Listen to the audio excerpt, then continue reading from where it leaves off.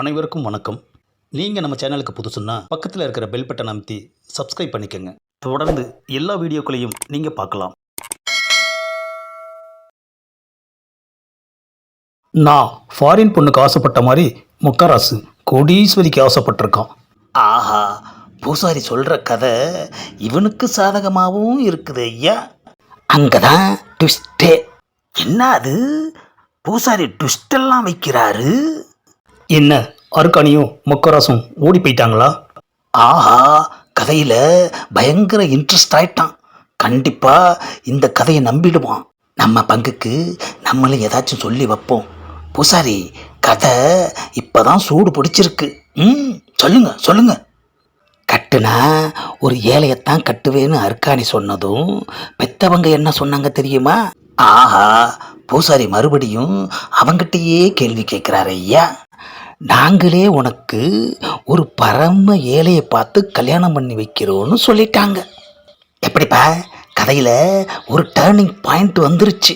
ஆமாம், இது ரியலா நடந்த கதையா இல்லை ரீலா நீங்கள் ரெண்டு பேரும் சேர்ந்து விடுற கதையா? என்னப்பா புசுக்குன்னு இப்படி கேட்டுட்ட? எல்லாமே பூசாரியோட ஞான திருஷ்டியில் வந்திருக்குப்பா. அப்பன்னா இந்த ஏரியாவில் இருக்கிற எல்லா வீட்டுக்குமே ஒரு கதை இருக்கணுமே. ஏப்பா, அடுத்த வீட்டு கதையெல்லாம் நமக்கு எதுக்குப்பா? நம்ம வீட்டு கதையை கேளுப்பா. நாம் விடுறது கதைன்னு கண்டுபிடிச்சிட்டானே ஐயா, சமாளிப்போம். தம்பி, நடந்த கதை மட்டும்தான் ஞான திருஷ்டியில் வரும், மற்றதெல்லாம் வராது. புரிஞ்சதா? எனக்கு என்னமோ டவுட்டாகவே இருக்கு.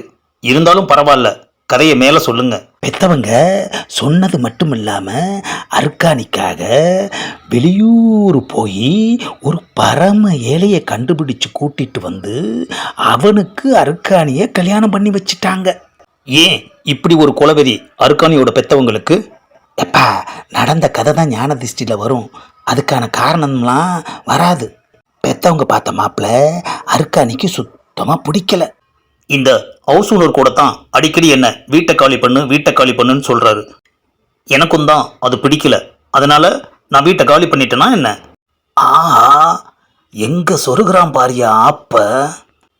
இவனை காலி பண்ண வைக்கிறதுக்கு நாம் இவ்வளோ கஷ்டப்பட்டா அதுலேயே இவன் ஜகா வாங்குறானே.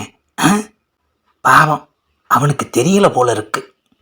ஆமாம், முக்கரசுவை வேண்டான்னு சொல்லிட்டு அந்த பொண்ணோட பெத்தவங்க கூட்டிட்டு வந்தாங்களே, அந்த மாப்பிள்ளையோட பேர் என்ன? ஆஹா, என்னமா யோசிக்கிறான். இப்போ பூசாரி என்ன சொல்ல போறாருன்னு தெரியலையே. கடவுளே, பூசாரி புதுசா அவன் நம்புற மாதிரி ஏதாவது பேரை சொல்லணும். அந்த ஏழையோட பேரு ஸ்னேக் பாபு.